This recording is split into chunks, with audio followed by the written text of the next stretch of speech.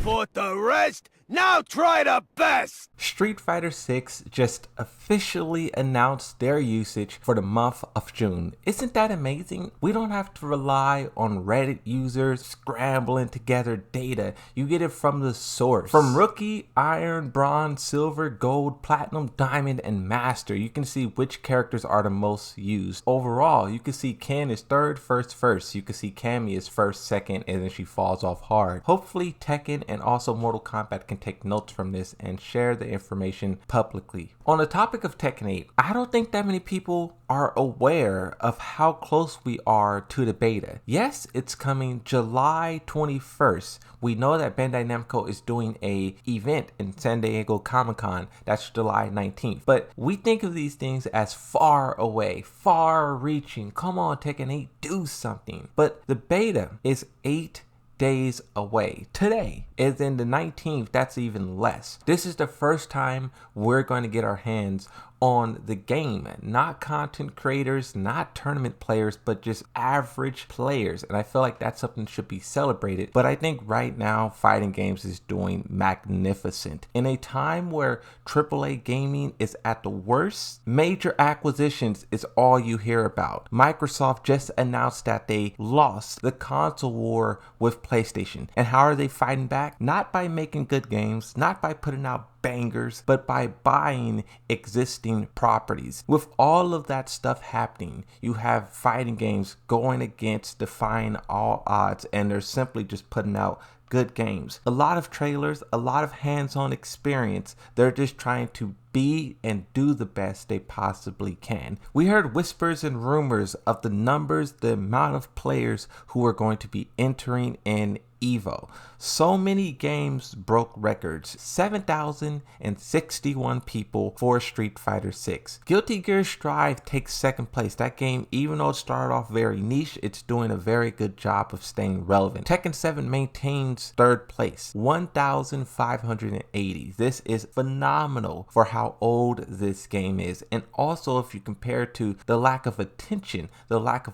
updates this game has gotten. It's quite fascinating. Tekken 7 is a very fun game, but the game itself, the core of it, is kind of broken. Online in shambles, cheaters, hackers, anything can be done, nothing can be prevented. One thing that I am really looking forward to for Tekken 8 and also Mortal Kombat 1 is if they match the $1 million prize pool that Street Fighter put up. This is what's driving a lot of the competition, not only the game being fun, because a lot of games are fun, but you don't see this kind of support around it. And I think that money is talking. I saw a tweet from Rangchu. Hotel is $1,000. The flight to Las Vegas, $2,000. Food, registration, $500. This is the price to travel. That's why we don't really see that many Koreans and Japanese players, that many Pakistan players. We don't see them travel because the price to do so is high. There's a lot of other amazing things happening all throughout the FGC. Like a lot of people are waiting to see what's going to be announced at EVO, especially for Street Fighter 6. We already know what those DLC characters is going to look like. We're probably going to get another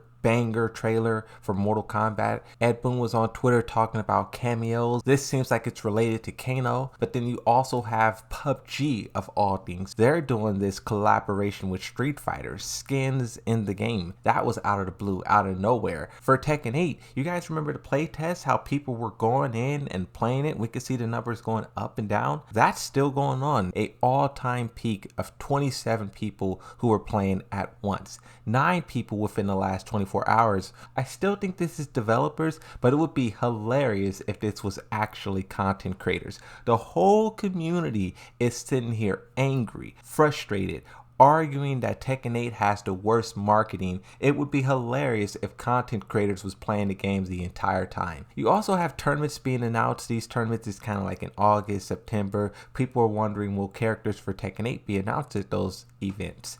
It's too hard to say right now. I don't know if they will continue that trend of announcing characters at this tournament, that tournament. When they introduced this new phase to us, it really seems like things were going to be different. And the beta is kind of a testament to that. There's also this really long thread of tweets from Harada. I'll put them all on screen. You can pause and read them in order if you would like. Someone asked Harada, give us past outfits from past games. You see Tekken 1? You see Tekken 3? You see these cool outfits? Put it in Tekken 8, but just remaster it. 4K it is what people say.